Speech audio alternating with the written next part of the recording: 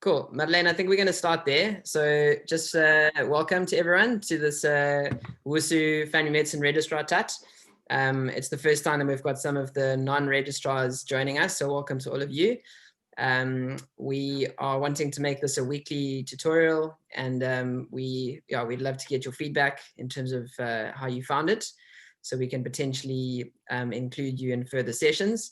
And just wanted to introduce Madeleine. Madeleine's an old friend, someone that's worked very closely with myself at Mdantsane Hospital, and has a lot of experience in HIV medicine and in the last couple of years TB medicine.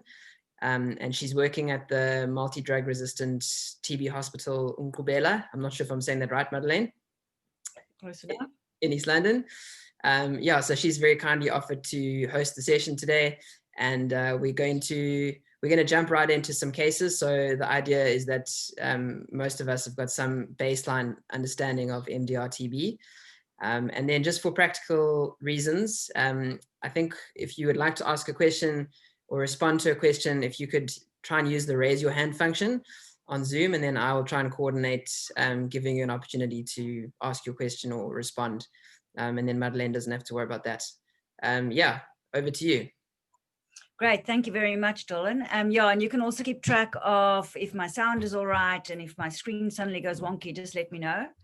And I'm happy to be interrupted. It's always a strange space, Zoom, because one doesn't know where your audience is at. So feel free, if you've lost the plot somewhere or if something's not clear, please just alert Dylan and he can stop me mid-track. I don't mind at all. So normally, when we normally do drug-resistant TB training, it's actually always quite boring because we just work our way through the normal guidelines, mainly because most people haven't always been exposed to MDR TB. And then, Dylan also, I think we decided, no, that's terribly boring. And so I believe he has sent some materials around, but don't worry if you haven't looked at them. We'll try and do it in such a way that we can also cover some of the basics while we go through a case. Initially, I had three cases I was going to present. And then what I've done is I've amalgamated them into one, because then we have a nice process over time. So please don't despair that MDR TB, so many things go wrong in one patient. It's amalgamation of several stories that I've put together.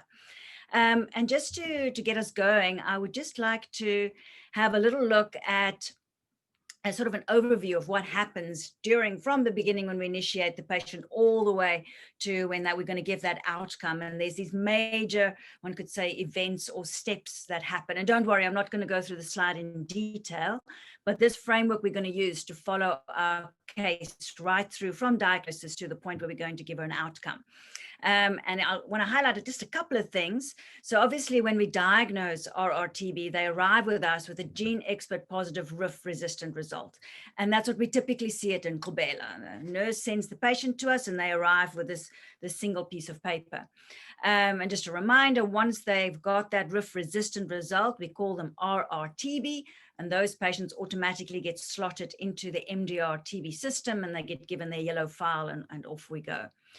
There's a few important things that need to happen at baseline, and that is where doctors, even in normal hospitals, can help us. So quite often you might have a patient in your ward, find that result comes back Rif resistant. And the most important test you need to do is to send a sputum for something called a DR-TB reflex test, which I hope by now everybody's heard of. I still find pockets of people that is not aware of this. It's an amazing battery of tests that they do for us on Rif resistant patients. And what it includes, our favorite bits are those first line LPA, second line LPA, because then we can classify our patients. And there's some bloods we're going to do, and then some basic special investigations, our ECG, our X-ray, and our vision test, which we all forget happily. The slides are going to be forwarded to you, so don't worry about taking notes. Perhaps just to make sure, because some people might not be on Dylan's database, if you do want things sent to you or you want to be added to the database, maybe just put your information, your email address, telephone number, and your name, obviously, in our chat section.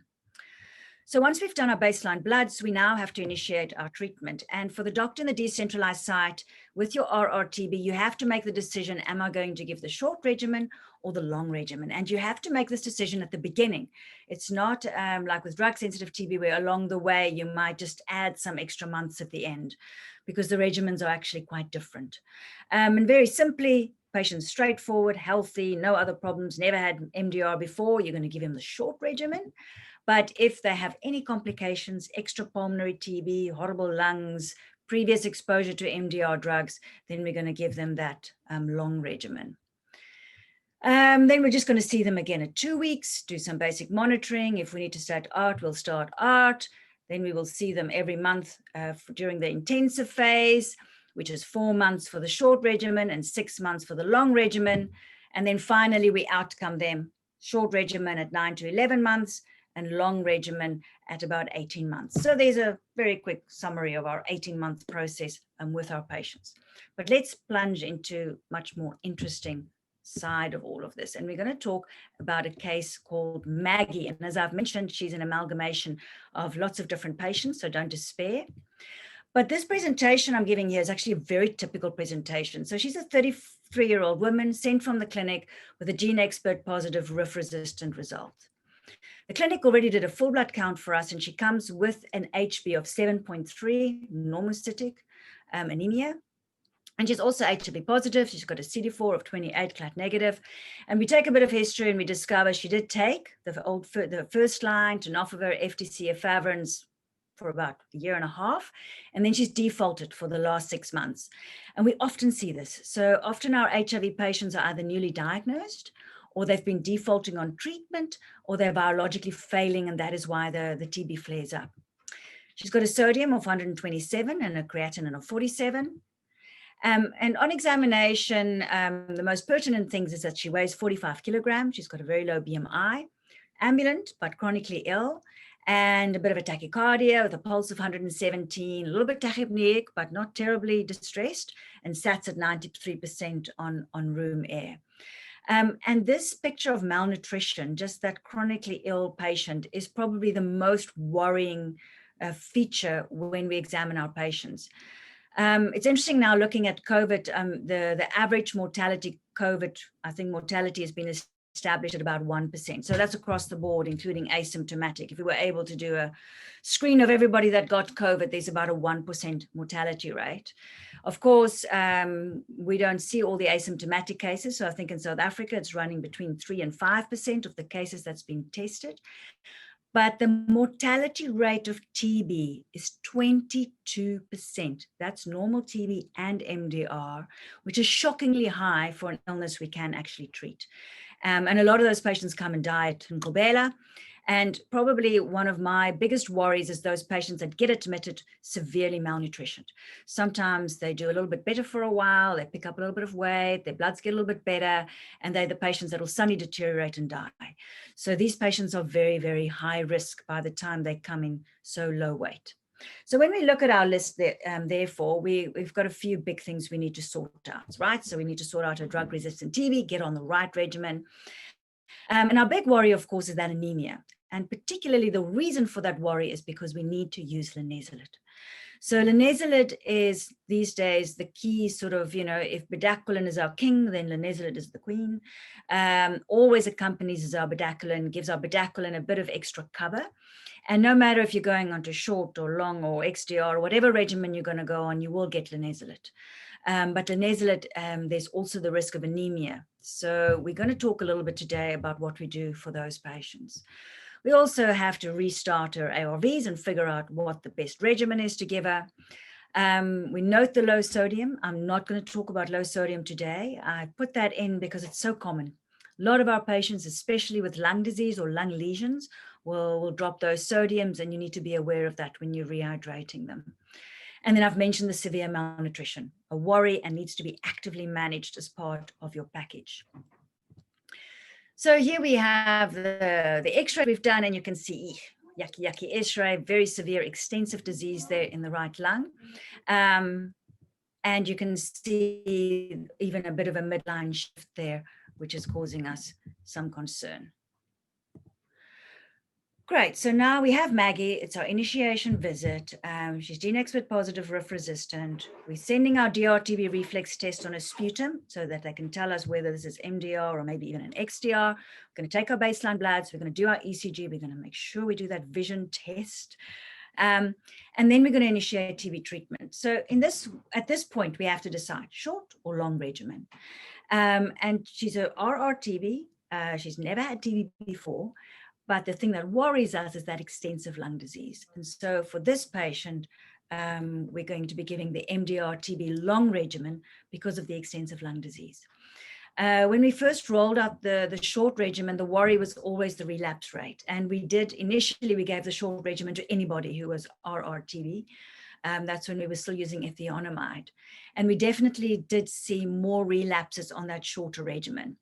And so these few extra provisos has been put in to help protect the kinds of patients that probably need a longer time on treatment. And this long regimen is different than the short regimen, but actually much simpler. It's less drugs, it's got less of this, you stop this then and you stop then that. There's a nice simple 6 months, and we're going to quickly go through that regimen. So you have these 5 important drugs in DRTB, and that first 3 there, bedaquiline, linezolid, levoflox, those are your kingpin drugs, right? Those are the ones that it makes your core of any regimen that you put together, unless of course you can't use levoflox. And then clofazimine and taurursodone, pretty good drugs as your second backup group B drugs. And you're going to give the combination of those 5 for 6 months. Very easy. If at 6 months, the patient is culture negative, we're going to go brilliant. And then we'll continue on just a combination of just 3 drugs, your levoflox, your clofazimine and taurursodone, for a further 12 months as an intensive phase. So relatively simple to prescribe. But now first let's talk about the anemia. So there's a few problems. Of course, most of our TB patients come in and they're anemic. And in the world of drug-sensitive TB, you won't even blink at a HB of 7.3. We have become very used to quite severe bone marrow suppressions, especially in patients with advanced cases. But the worry is if you now put linezolid on top of that, you have a high risk of further suppression. And typically with linezolid, when we see problems with anemia, we see it early on. So with the old XDR regimens, we used to give linezolid for the whole 18 months. We're not supposed to do that any longer. But I've hardly ever seen problems with linezolid, even after 6 months on treatment. If we see problems, it's usually early on. So it seems to be in a combination with this TB that's already having an effect on the bone marrow and the linezolid on top of that. But linezolid is a key drug, and that's very much emphasized in the guidelines. We don't actually want to give bedaquiline without proper linezolid cover. And so in the guidelines, they say, try to include linezolid in the regimen at all costs. So in practice, what it says in the guidelines, what we need to do is that we obviously cannot give linezolid, and the cutoff they give in the guidelines is for HBs under 8 grams per deciliter. So if they've got 8.1, we'll still try them on the linezolid and keep an eye on them. We obviously want to make sure there's nothing else going on. And I have a quick slide on what other investigations you might need to do to make sure there's other things you can address. You're going to address nutrition no matter what your circumstances is. Your malnutrition patient does not have the kinds of vitamins and supplementation they need to build new red cells. So you need to make sure that that's actually going to happen. But the strong recommendation in the guidelines is to be able to start your patient on linezolid, you have to transfuse them. And so in the last 2 years, since the interim guidelines have come out, we're admitting quite a lot of patients who we would never have otherwise transfused, HB of 7.3, 6.8, relatively stable.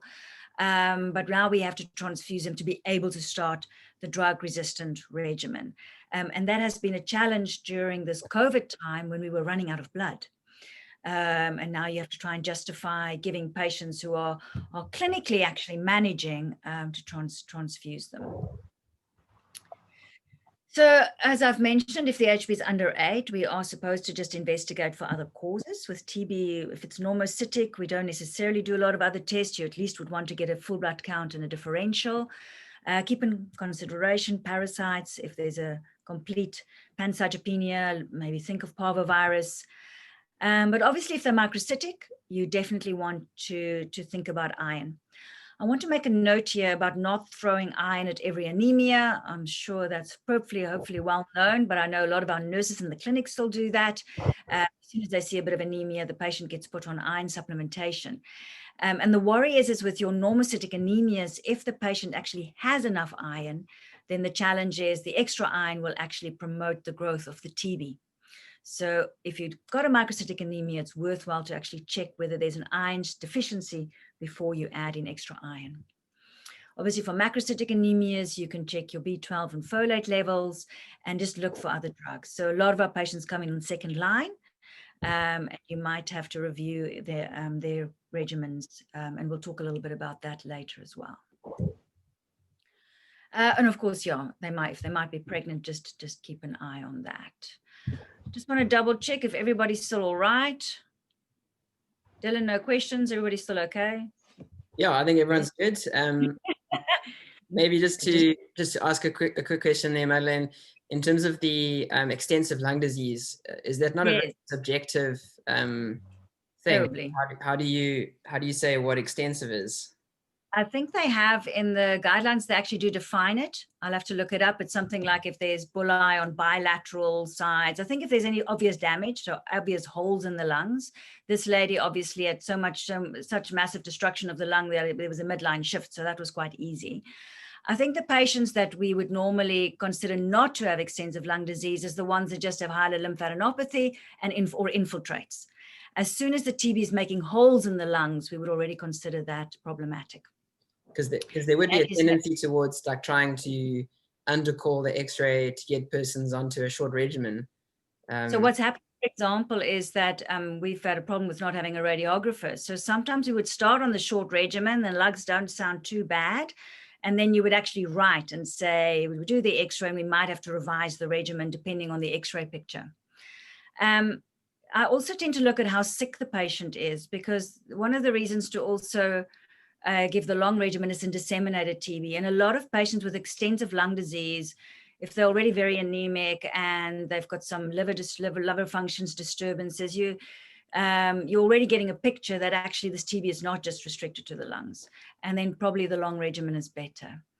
I think the challenge is we're all tempted to give the short regimen because we don't want to put people on 18 months of treatment. But the short regimen, there's definitely a risk. We do see patients who you've given your 9 months and then 2 or 3 months, they're coming back with relapses.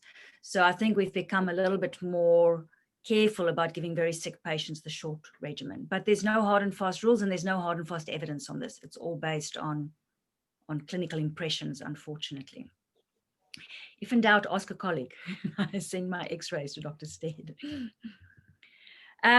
So one of the things they also mention in the guidelines is that quite often what we used to do is that if the HB drops a bit or the HB is a bit low, and then we think, oh, we'll just give 300 milligrams of linezolid. And they actually strongly caution against that in the guidelines. So we don't have any good evidence that 300 milligrams of linezolid has any good. Sorry, I don't know if that's someone on the group. Maybe just everyone check that you're muted. Let's check that everybody's muted. Oh, it's gone again. Perfect. So unfortunately, this thing of dropping to 300 is not advised. We would normally rather stop the linezolid, transfuse, and then restart on that 600 milligrams. And the other thing to remember is that although we're nervous, if you've got patients with a hemoglobin of 8.1 and 8.3 and you start them on the linezolid, it's just to remember the majority of patients, their HBs are actually going to go up. So the majority of patients, the TB treatment works really well and the hemoglobins are actually going to improve. So most people on linezolid is actually going to do very well because we're treating the TB. And as long as we keep a close eye on the HB, we don't have to be too nervous. The majority of them will get better, not worse.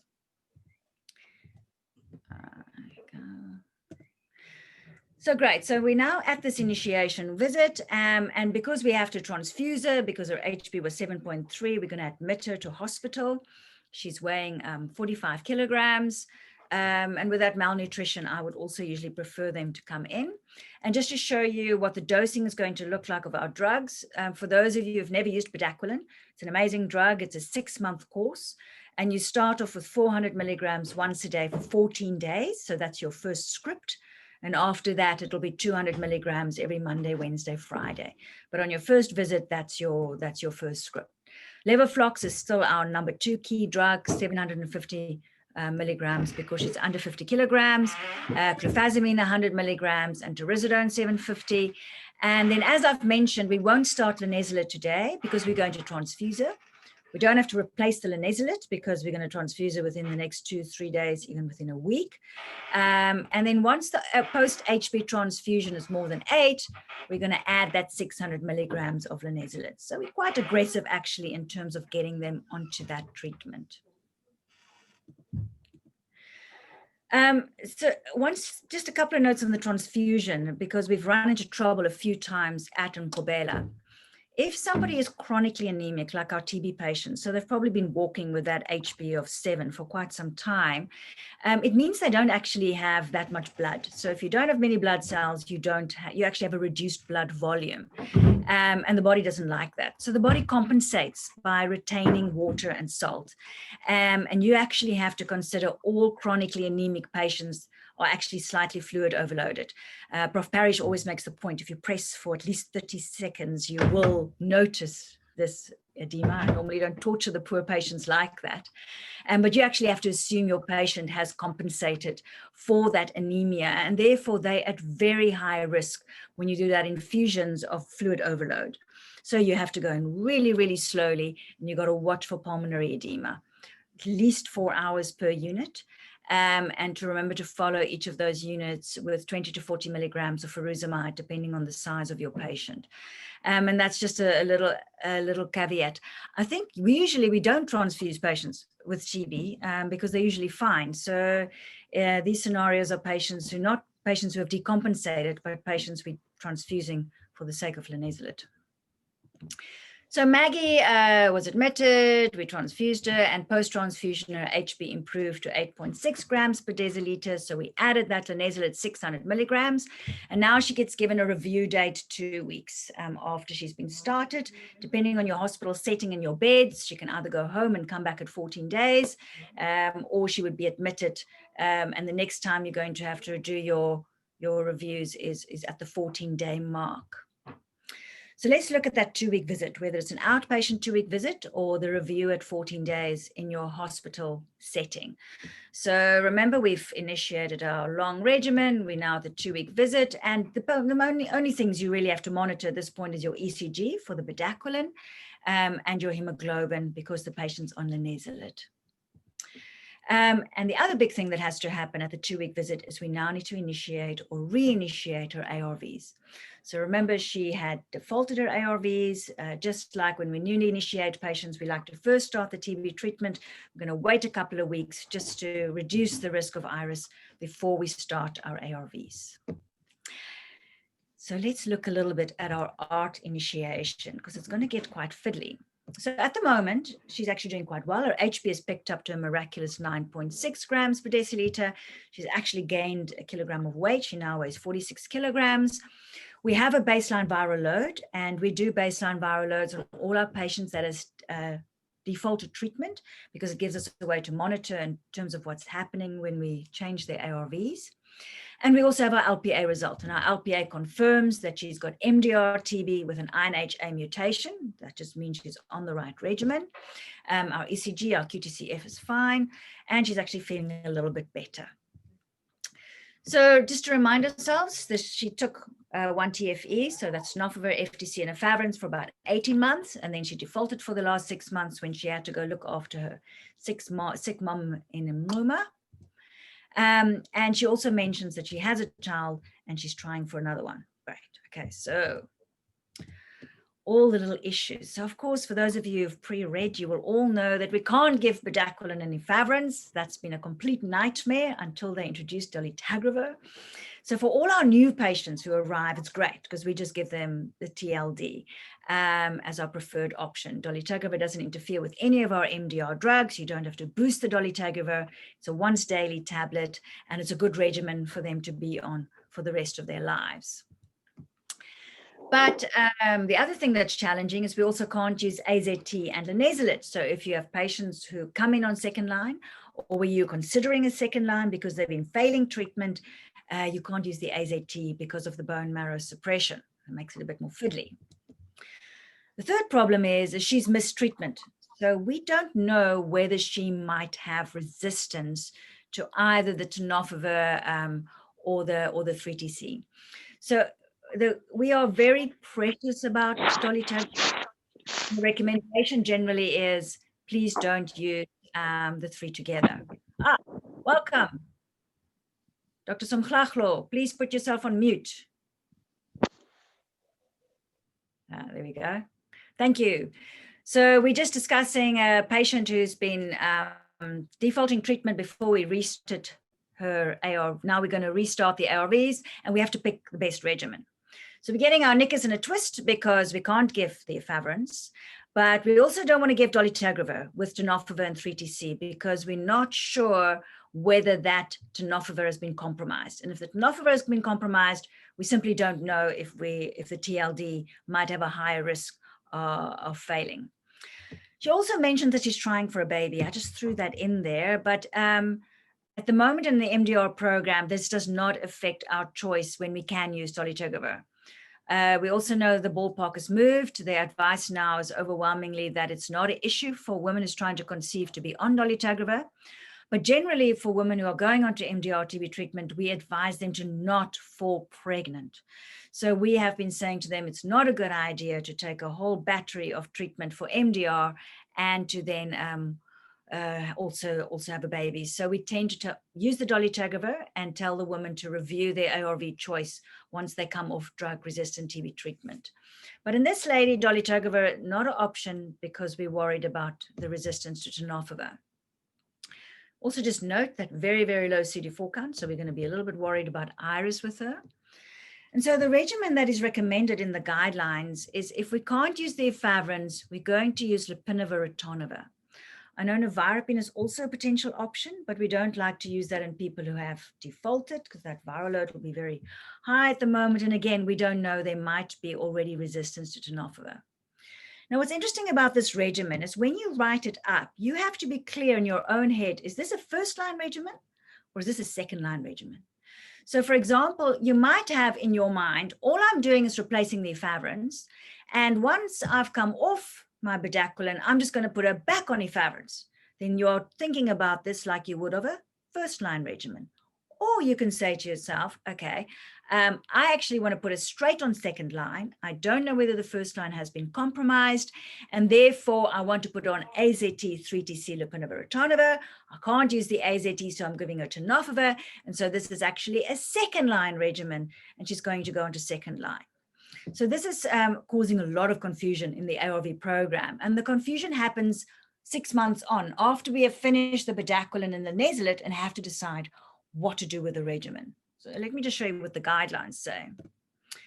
So in the guidelines, they recommend that you would put anybody who has defaulted their 1 TFE on tenofovir, FTC, lopinavir, ritonavir. You will keep them on that regimen until the linezolid has been completed and the HB is more than 8 grams per deciliter, which in our patient would be at 6 months. And then the guidelines advise that you actually just go straight to a second line regimen. So they're actually thinking of this as a second line regimen, but you will use the new second line, which is AZT, 3TC, and dolutegravir. And with the arrival of dolutegravir, we've been quite happy to use this. It's quite a nice regimen for patients to take, especially ones who've had issues with compliance. Sometimes though, and this is not in the guidelines, you might have a patient who's only been on 1 TFE for 3 or 4 months and then defaulted and has now come back a year later. And you are thinking, well, maybe 1 TFE would still work.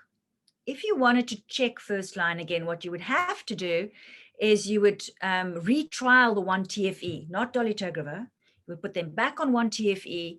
You would recheck your viral load in 2 months. And once your viral load is LDL, then you can switch them to TLD, or if they're not suppressing, then they can go on to the new second line. So that is a different way of approaching or thinking about these patients.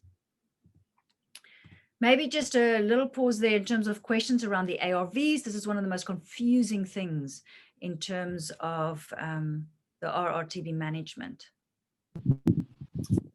Yes, I've got a question. I just want to ask, say she wasn't a defaulter and she was a first-time ARV user, would she then get tenofovir, lamivudine, and dolutegravir? That's right. So we would do that, and we would advise and make big notes that we've told her not to fall pregnant, because in the current guideline, even though the WHO recommends something different, the current guideline says you have to counsel women about conceiving on dolutegravir. So the latest Botswana trial, when the last results from the Botswana trial has come out, that difference for possible neural tube defect is negligent. And it's not been shown in any of the other observational studies that's been done. So this issue of dolutegravir is slowly going away in terms of falling pregnant on it, but it's still in our guidelines. So you're supposed to counsel women and have a discussion. So we make a note. It's just such a good drug to use, and we don't want them to fall pregnant during this time anyway, in the context of treating MDR TB as a whole. So we would normally say to them, what contraception are you on? Make sure you use contraception while you're on TB treatment. And when you come off TB treatment, if you want to have a baby, just discuss it with your clinic or your doctor. And I'm assuming by that time, our guidelines would have also adapted. Yeah. But it's a lovely option with MDR TB treatment. We do love TLD. Great. Madeleine, could you maybe just comment on nevirapine in patients with lower CD4 counts? You know, do you think there's a place for that? So in the old, before we had dolutegravir, the idea was that you could also switch to nevirapine, but you could only do it with the viral load was low. So under 250 in women and under 400 in men. There's this very strange phenomenon that if you start nevirapine on higher CD4 counts, there's a higher risk of hepatotoxicity and Stevens-Johnson syndrome. And weirdly enough is we don't know why. The pathophysiology has never been explained. There's lots of theories. So ideally, with low, if somebody's on TFE, you should be able to switch them. The guidelines actually is to recommend you could only do that when the viral load is suppressed. So the idea was if their viral load is suppressed, you would switch them to 1-TFN, which we don't do anymore because we've got TLD. So if the viral load is suppressed and they're on 1 tenofovir, FTC, and efavirenz, then we would switch them to 1-TLD. If the viral load is not suppressed, the recommendation is to switch to lopinavir, ritonavir, like we've done in this lady. So you would actually manage it in the same way as the defaulters. So if they're biologically not suppressed, they will go on to lopinavir, ritonavir based regimen. And then once they come off the linezolid, they're going to go on to the new second line. And the reasoning is that they might very well have they might very well already have resistance, and we want to get them as quickly as possible onto a regimen that actually works. Not in the guideline, but in theory, you could change them to 1-TFN if the viral load is up and you think it was just a bit of poor compliance. And if they suppress on that, you could switch to TLD. But that's not specifically in the guidelines, but just to give you an idea of how we are thinking when we think about ARVs. Very fiddly. Great. I'm going to move on. Cool. Great. So now we've got our 2-week visit. We've initiated our ARVs. And now during the first 4 to 6 months, we're going to be doing our monthly AFB and culture. And what we ask the patients to do is we give them a cough date. So say they started on the 1st of January, then on the 1st of every single month, they're going to be coughing at their clinic. And if the first falls on a Saturday, they can go either on the Friday or the Monday. It's just a way for them to target that date. And then the clinics, if we have all goes well, puts the barcodes for us in their cards. And when they come to us, we just look up the results from there. Also on the monthly visit, we just check the HB if they're on linezolid, and we check the ECG if they are on bedaquiline. So with Maggie, we've been doing this. We've been seeing her every month, all was fine. And we're now going to look at our 3 months. So she's been 3 months on treatment. And she's attending for a routine review, but she's saying that she's feeling a bit tired and she's had some palpitations for the last 2 weeks. Her weight is now 42 kilograms. So she's lost 4 kilograms in the last 2 months. You probably noticed that already the weight was coming off a bit. And the HB is now dropped to 6.3. So remember, it was about 9.6 when we saw her at 2 weeks, and the ECG is still fine. She's AFB negative on her last AFB and culture. And just to remind us, this is the regimen that she's on. She's on that long regimen with those 5 drugs. She's on the TDF3TC lopinavir ritonavir because of the linezolid, and she's on Bactrim and pyridoxine. So when the challenge with our TB and HIV patients is when you now look at a new anemia, or there's actually a whole host of things that can make the HB drop for our patients with TB and HIV. But the one that has to be at the top of our mind is a linezolid-induced anemia. And especially with such a dramatic drop. So if it goes down so significantly, we cannot actually positively say it's not the linezolid. But the other things we're thinking about is it could be a TB iris.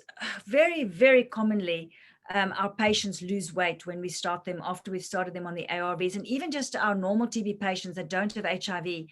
As soon as they start recovering a bit from the TB and their immune systems kick in, their own immune systems start becoming actively involved in fighting the TB, and they actually lose weight, which is problematic if you have somebody who comes in and weighed 42 kilograms and now is dropped to 36 kilograms, for example. And we see that very commonly for our malnutrition patients coming in. It might contribute to the HB dropping, but I must say not usually quite that dramatically. It might also be that she's got treatment failure and she's just getting worse and worse and her TB is not treating. The AFB that's negative is vaguely reassuring. But it also can be something else that might be going on, such as parvovirus. Remember the nutritional issues, there might be parasites. So you're going to look at your whole picture to see what else might be going on. But you're going to have to assume that the linezolid might have played a role. So in the guidelines, there's a whole approach to what do you do when patients drop their HB under 8. And it obviously depends on how big the drop is and how far the patient is on treatment. And they give a few options. So option number 1 is somebody where maybe the HB didn't say the HB was 8.4 when they started. And then a month later, it's dropped to 7.8. So it's not that dramatic, but the HB is under 8. You will admit that patient, you'll stop your linezolid, you'll obviously do your investigations for anemia like we talked earlier, but you would transfuse these patients and then re-challenge. So some patients you can try and re-challenge after transfusion, but we would normally do that in patients where that was not such a dramatic linezolid-induced anemia.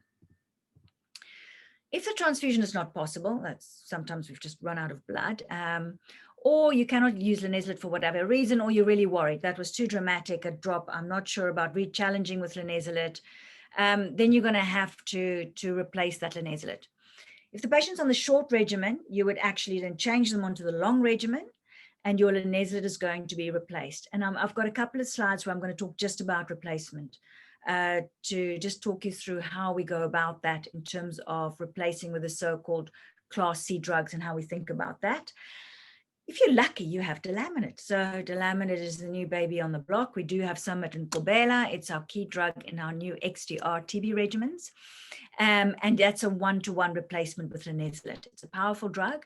And if you had Delaminate, you could simply replace it with linezolid, rather expensive replacement, but very efficient. But also it might be that you don't need to use the linezolid any longer. So especially in your short regimens, remember we only use linezolid for 2 months.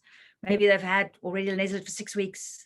They're doing quite well. And we might just say, let's just let the linezolid go completely. So that's also an option.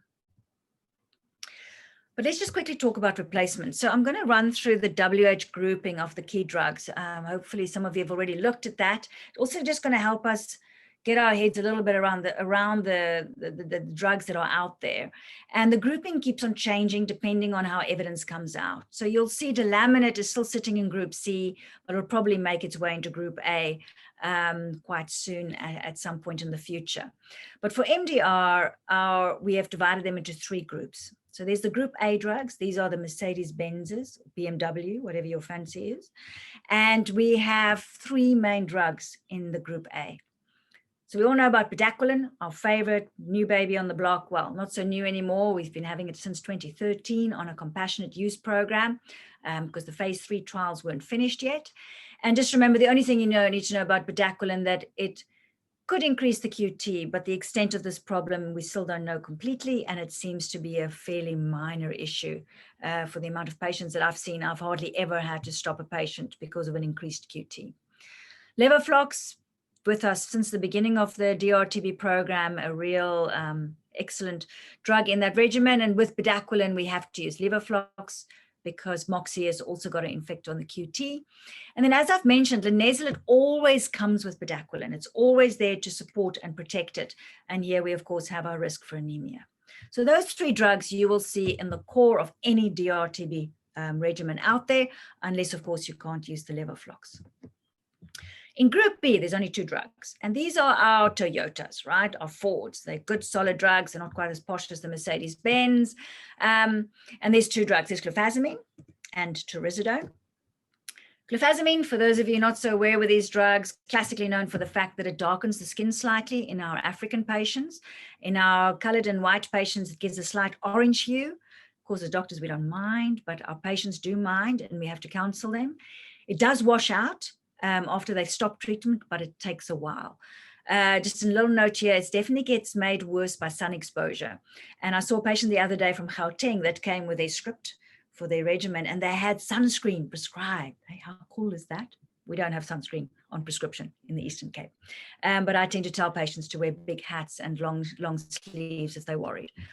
And then taururzidone is classically known for its neuropsychiatric. Psychiatric, not so much, but peripheral neuropathy is certainly a problem with taururzidone. So if you know those 2 groups, you already know this is what, if we can use those drugs, those are our king drugs in our regimens. But then there's the Group C drugs. Now, Group C drugs are either drugs that's not so powerful or drugs that's toxic or a pain to use, and they sort of scrape the bottom of the barrel drugs. And each Group A or B drug, if you can't use of them, you've got to use at least 2 Group C drugs.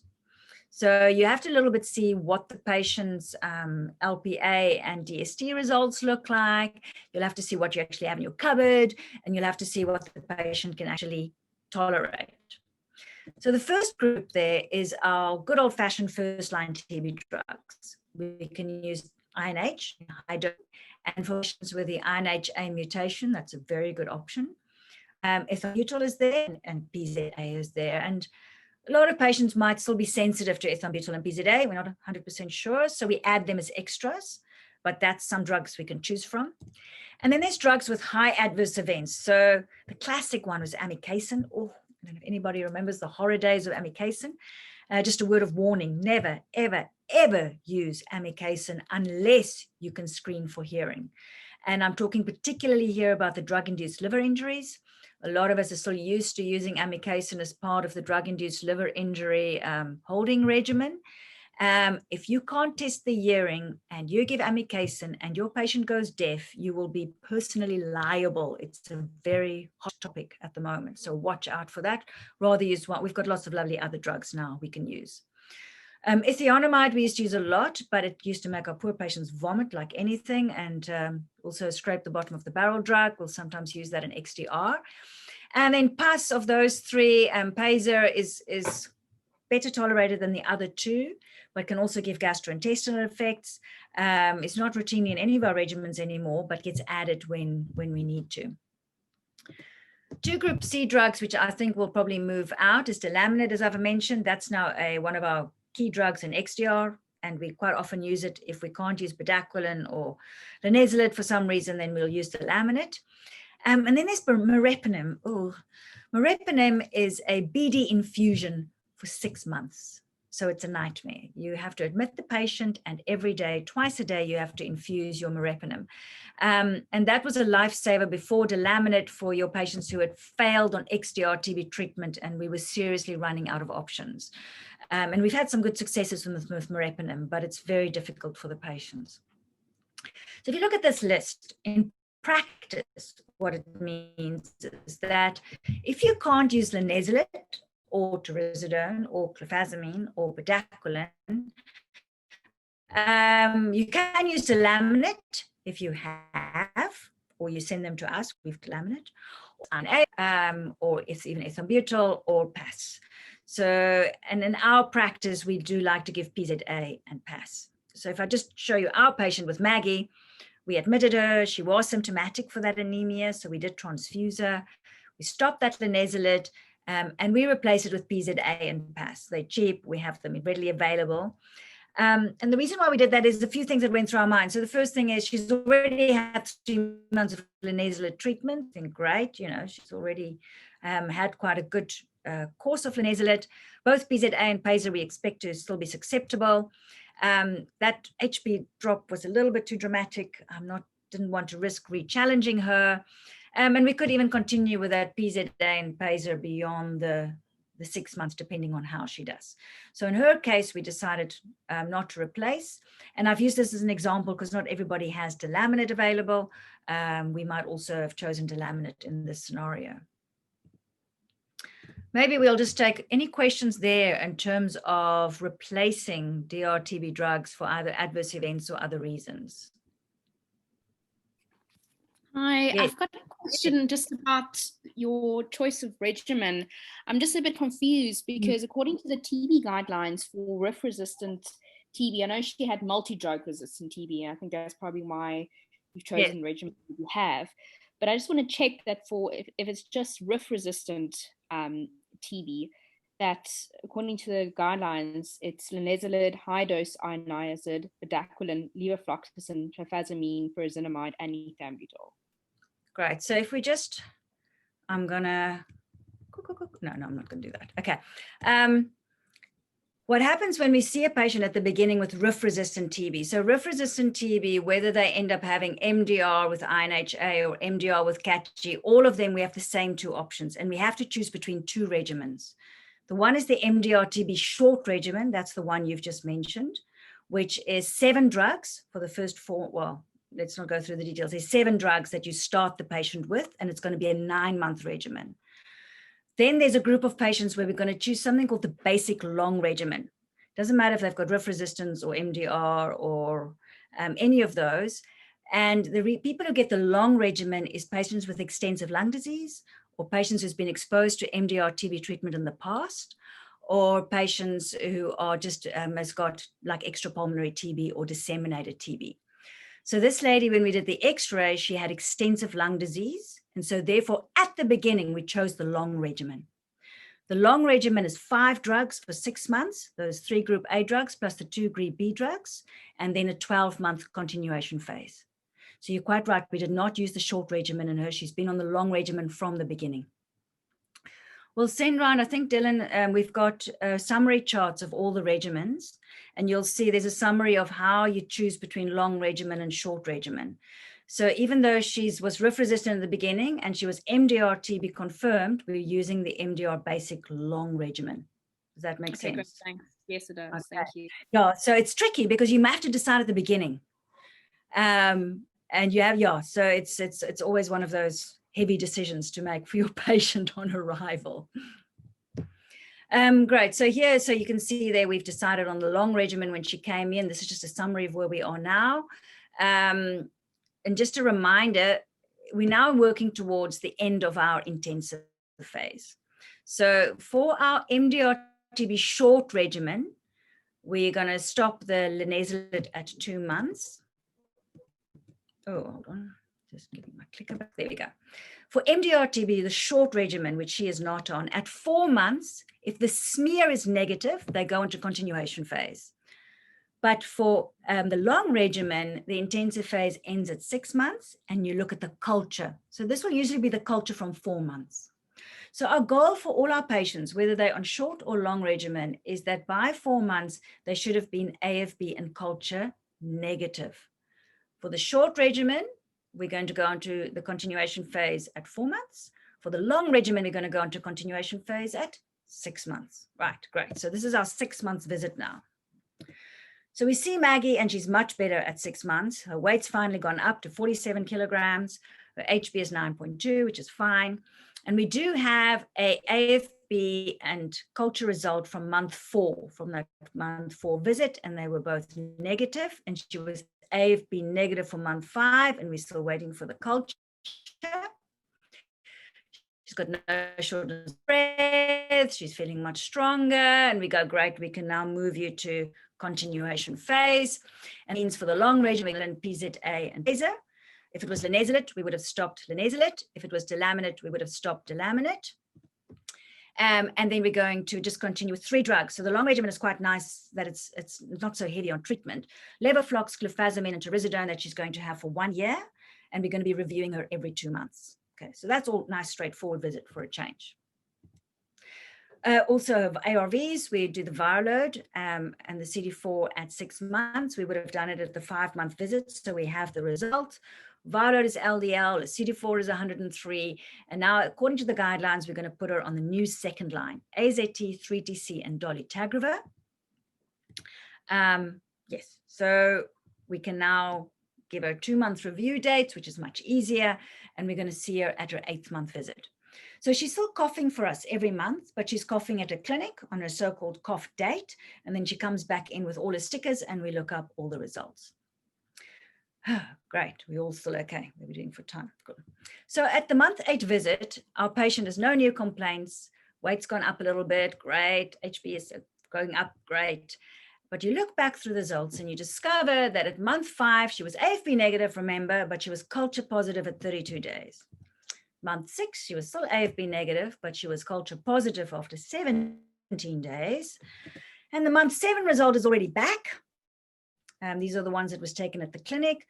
AFB scanty positive and still culture positive. So where are we at the moment?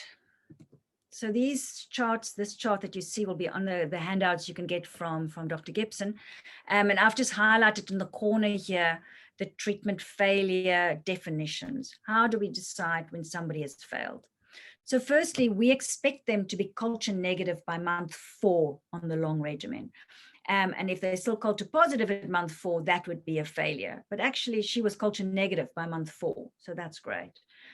But after that, she has, they say, more than 2 or 5 positive cultures. I think that just means you're supposed to be doing regular cultures, but we take any 2 positive cultures as a sign that they've got treatment failure.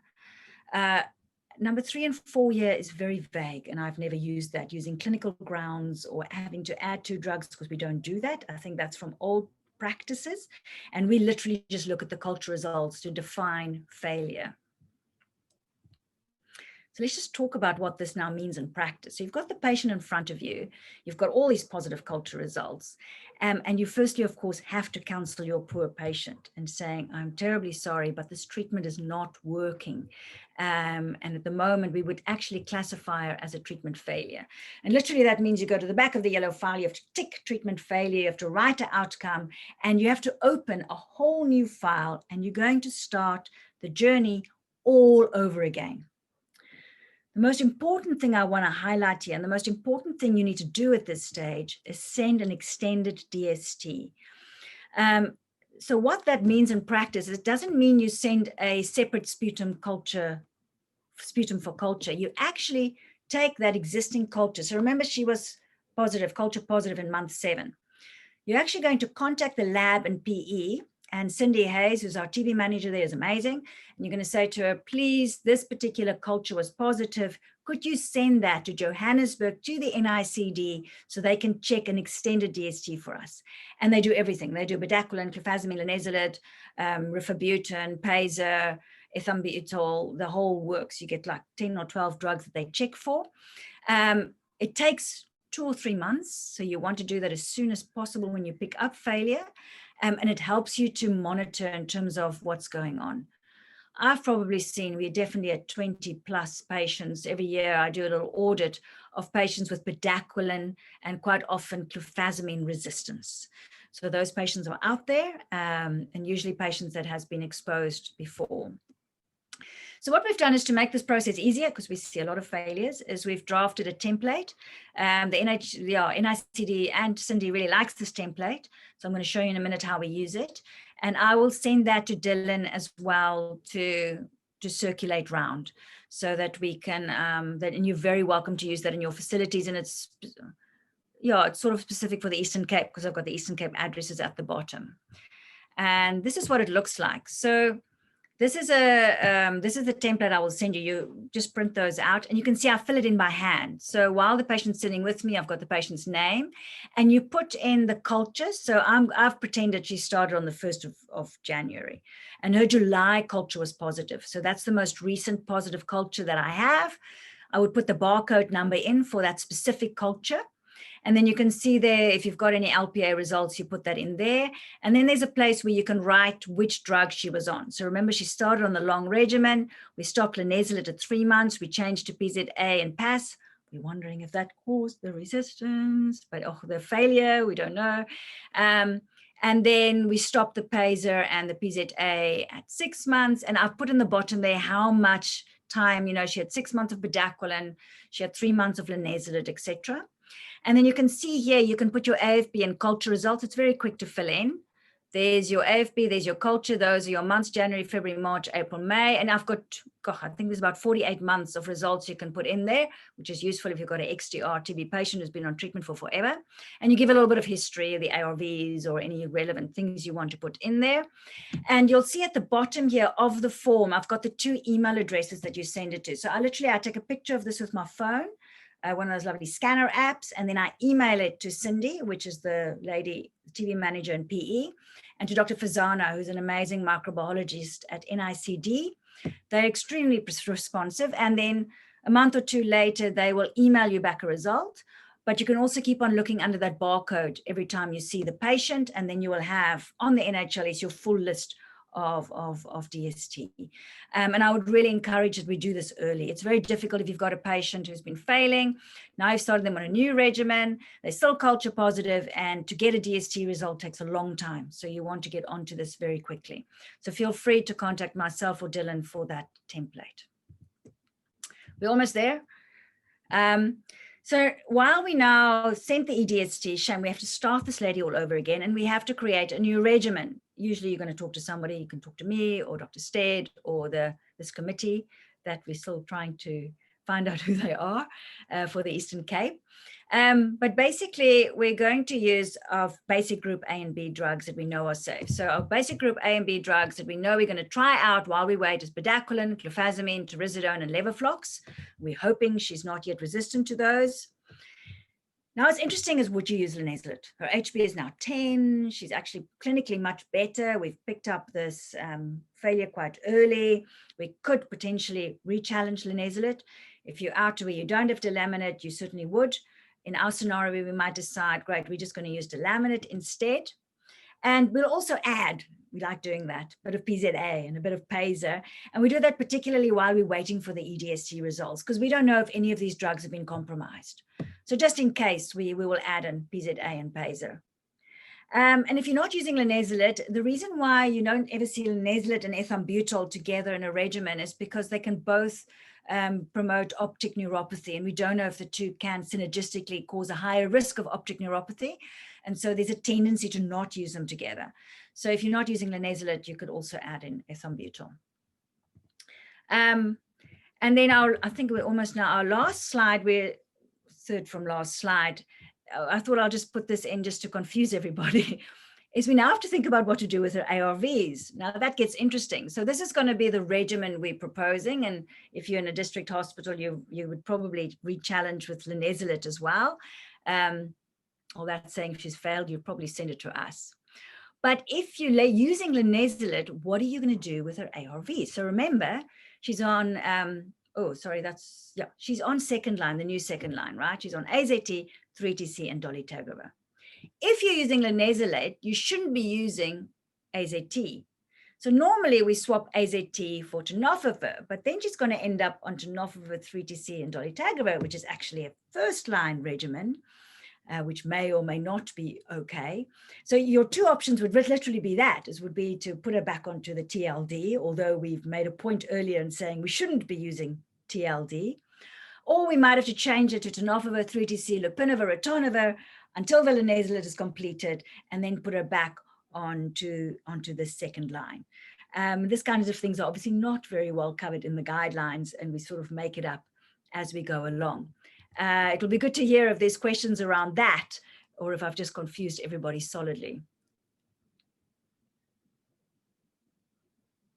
quiet. Okay. So this is just to show you what's going to happen now with poor Maggie, is she's going to start all over again, right? She's a DR TB failure. We're going to do the same baseline test. So you're going to do a DR TB reflex test again, while we're waiting also for that previous culture for the extended DST, but you will do another DR TB reflex test. You're going to do baseline bloods again. You're going to do a baseline ECG, X-ray, and vision test again. You're going to put them on this modified regimen. You're going to adjust your ARVs, and you're going to monitor them the same way that you've monitored your normal long regimen. So she's back into the same mold that we've already been through the first time round. And this just to show what happens with her. So she was restarted. So now we're back to week 2. Her DR TB reflex, it still looks like MDR TB. She still looks sensitive to levoflox, thank goodness. And the EDST shows that everything is sensitive. So we often see that. So it's a worry. Maybe it was a compliance issue. Sometimes with patients who had severe malnutrition, maybe she wasn't absorbing the drugs properly. Maybe it was that funny hiccup with the linezolid and the PAS and Pacer. Sometimes the regimen is just not strong enough if the patient's got extensive disease. So we don't always sure, and it's not always poor compliance that's causing the trouble. Her HB now is beautifully recovered. And because the EDST is encouraging, we can make the regimen slightly simpler. So we could use the basic regimen either with delaminid or taurusidone, and hopefully she's much stronger this time, and hopefully this time the regimen will work more effectively than the first time. You'll obviously have to address any possible adherence issue. My last slide is just about outcomes. Boring. So people don't always know when to stop people once they're on treatment, which is quite important. And there are very specific outcomes for both the short regimen and the long regimen. It is not essential to have a recent AFB and culture to actually stop the regimen. If somebody's been on treatment for their full 9 months and they've had 3 negative TB cultures during their continuation phase on the short regimen, then you can happily complete treatment. And that we would consider cured. And if they've got the long regimen and they've had 3 negative TB cultures during remember their continuation phases for 1 year. So if you've got 3 negative cultures, you can call them cured at the end of that time. If you don't quite have 3 cultures, you would still complete them, and then you would just call that completed. My only caveat here is these count for the new regimens. Occasionally, we'll still see people who are on the old XDR regimens or I don't even think we see the old MDR regimen. No, we won't see. Everybody's on bedaquiline now. In XDR, we still sometimes have this 18 months post-culture conversion.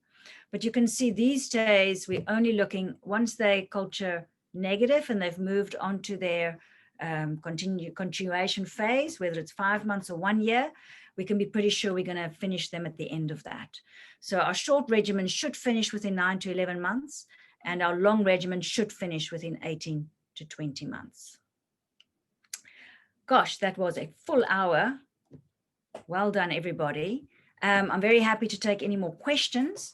And Dylan has sent around various summaries. There's also an article in I did an article on this summary of this for the Journal of Family Practice, which I'll also send to Dylan to circulate.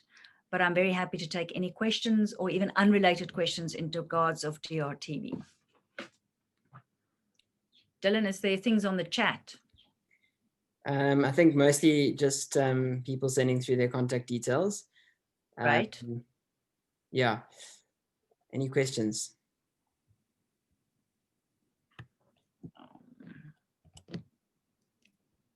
Cool. You see people, that's great. I think, yeah, if any of you, I know there are potentially some medical students listening. If any of you are confused by the end of that case, I encourage you to go back to the videos. I'm not sure if all of you will have got the links, so I can send them to you again. Madeleine's done some introductory videos to choosing a regimen, and it's just a very good thing to go back to, just to go through the basics again. Yeah. Yeah, so I've got a YouTube channel and I'm going to, so on that playlist, I'm busy working on a presentation at the moment for drug-induced liver injury for both sensitive and resistant TB. So just keep an eye on that channel It's just free videos we're putting out there to help people just keep up to date with the Rif resistant guidelines. So you're very welcome to use those, very welcome to pass those on to colleagues, very welcome to use them in any setting. There's no intellectual property on it at all. So please feel free to use and distribute. Cool. Yeah, I think, Madeleine, I think I can speak for everyone in saying that it would be really useful to organize a session on DILI at some point. Yes, I would love to do that. It's my other passionate. Yeah. It's something that easily confuses people. So yes, I do have a slide set on that. Yeah, so we can organize that. But just quickly, there's a question from Dr. Hardy with regard to the approach to Maggie once she'd been assessed as having treatment failure pending the results of the extended DST test. Yes. So you will actually start. So what we do is we start a new file and then we make up a regimen while we wait, because the EDST takes a very long time. So we sometimes take 8. I've had DST results. It takes 12 to 16 weeks sometimes, and you can't wait that long before so we make up a regimen. So in a case like that, we would use the basic long regimen and we would add some extra stuff. So we quite often would add delaminate while we wait. We add PAS and PZA while we wait. And then once you've got your EDST results, then you might look at what you're left with. We had one patient where I sent the EDST. She was a treatment failure. We put together a little regimen. The EDST came back, I think 4 months later or something ridiculous. And she was resistant to both bedaquiline and clofazimine, which we had her on, but she'd managed to convert within a month after restarting her on that treatment. And she's actually done well. And by now she's actually completed treatment. So yeah, the EDST it's amazing how the regimen can sometimes still do the job even when they're bedaquiline resistant. But we do start on treatment while we wait. And if you're not sure about the drugs, then please contact us. And we do like to admit those. So failure patients preferably should be admitted because we always assume there might have been compliance issues and that we at least make sure that the drugs get in. Cool. All right, Madeleine, I think we must stop there. But that was incredibly helpful. So thank you so much for all the effort you put in. Sorry for the I know it's a bit unsettling presenting to no faces. So this is the reality of COVID education. But thank you so much again for your time. And yeah, we'll try and make sure we disseminate all of the resources that you've made available to us. And then also please, if you would like to be added to the WSU Family Medicine tutorial WhatsApp group, then please just message me and I'll add you. We'll be covering a range of topics that might be relevant for you if you're working in a district hospital around South Africa. Yeah, so please keep on adding to the chat either your telephone numbers and email addresses, and Dylan, me and you, we can stay behind and make sure we just collect all of those. I'm always worried they're going to vanish when we... Yeah, I'll stay behind as well. Cool. So not a problem. Great. All right. Thank you, everyone. Thank you, everyone, and have a lovely evening and stay safe, and good luck in these crazy times. Thanks, thank you so much. Thank you so much. Yes. It's really nice to have a non-COVID presentation. Yeah, I'm getting bored with COVID. Thanks. Okay. All right. Are you still there, Madeleine? Yes, yeah, I'll stick around for a little bit. Cool. I'm just taking a screenshot of all the emails. Thanks as well, Madeleine. It's amazing how you can take complicated stuff and simplify it. Oh, it's always just such boring stuff, isn't it? MDR. So, very technical, cool. But lovely to see you guys. You guys still at Madwaleni? Yeah, we still here. Discover people have left. Yeah. And yeah. And almost 25. Sorry?